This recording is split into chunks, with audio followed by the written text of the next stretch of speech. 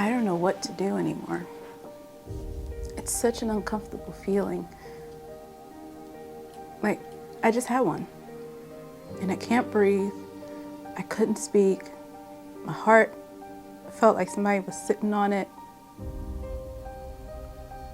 I'm tired, man. I can't leave the house. I can't go to groceries. I don't know what to do with my life again. Like,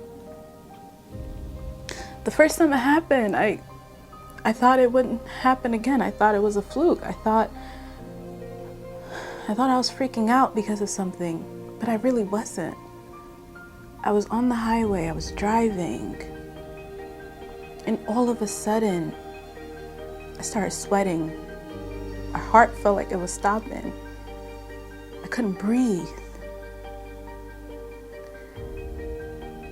I couldn't talk.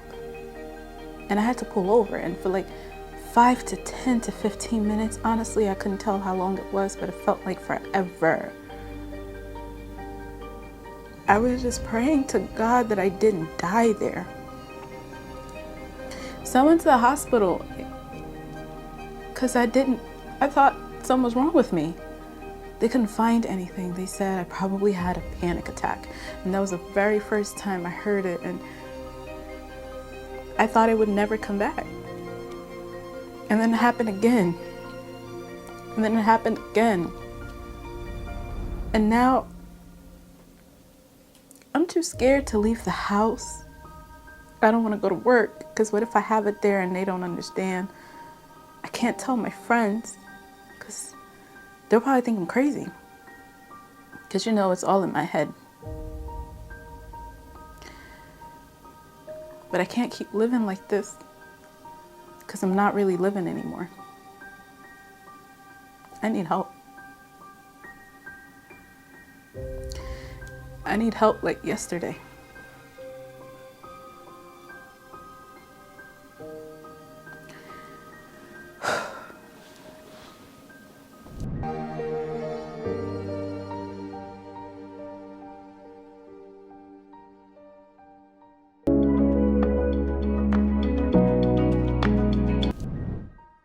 Thank you so much for joining in. We hope that you got to enjoy the skit that we just had.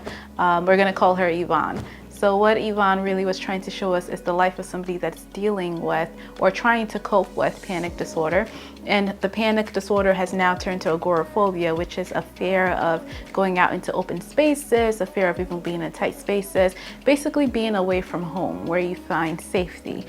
Sometimes some people have to go with somebody else. Sometimes the phobia or the anxiety is so bad that they don't even want to go anywhere. So we're going to go back to her case a little bit where she explains how this panic attack happened out of nowhere. She went to the hospital, they did the normal workups, it came back negative. And now at first she thought it wasn't a big deal, and then it happened again, and then it happened again. And because it was happening in unpredictable spaces, it started making her a little bit more scared to go out. She didn't want to go out to open spaces, didn't even want to go to work because she wasn't aware, she didn't know when and where she was going to have the next panic attack. And that sometimes is how panic disorders can turn into the agoraphobia, which is the fear of being outside, the fear of being around other people. And sometimes it is possible to have agoraphobia and not have a panic disorder, but we do oftentimes see those two together. So it's important to pay attention to these things. It's important to seek care. It's important to see someone professional as soon as you're starting to realize that you're having these symptoms, because as you can see, it affects every single aspect of life. She doesn't want to go out. She doesn't even want to go to groceries. She doesn't want to drive. She doesn't want to leave because out of the fear of when is the next panic attack. And for some people, they find it hard to even talk to family members about it because how will people understand that? Is it just in my head? Is it something that I am just struggling with and I can't put a finger on it, but it's a real issue. It's a real fear of hers. So agoraphobia does exist. Panic disorder does exist. It does affect your life. It affects your day-to-day life. So seek care as early as possible. And once again, of course, I am a medical doctor, but I'm not your medical doctor. It's important to find professional care. It's important to seek care, either it be a therapist, either it be a psychiatrist, or both, because the treatment for this is both.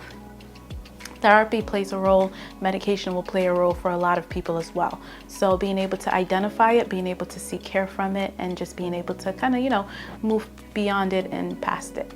And then you have the specific phobia. So for example, full disclosure, I am scared to death of needles and snakes. And phobias are usually when your fear and anxiety is a little bit too extreme for the level of threat that's really present. So for example, like if I saw a snake on the television, I freak out like the snake is there, like I'm about to be, struck or something. But of course that fear doesn't make any real sense because this is a snake on TV. Well, how will that become a thing? So these are phobias, and a lot of people have them.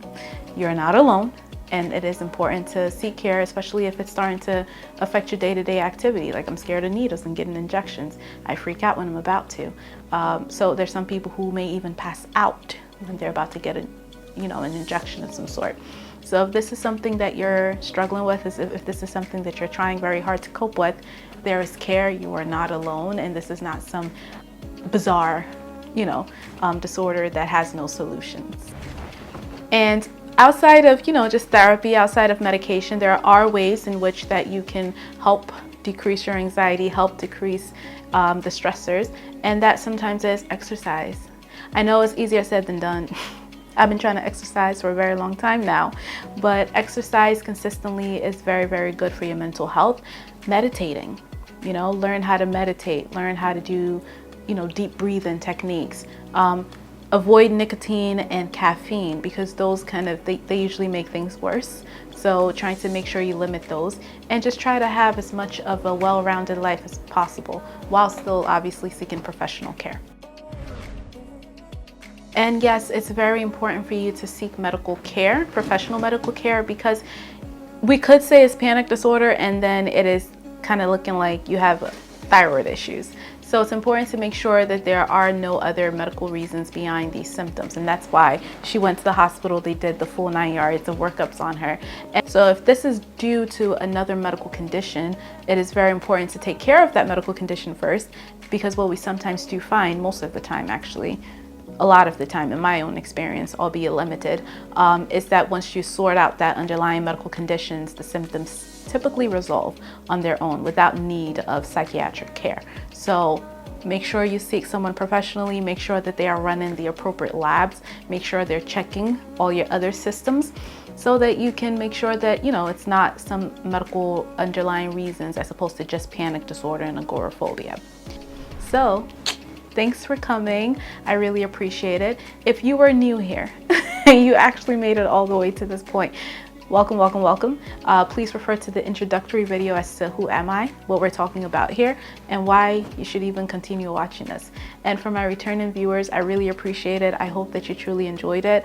Please comment below what your opinions are, what your perspective of this is. If you're experiencing this yourself, how have you been coping?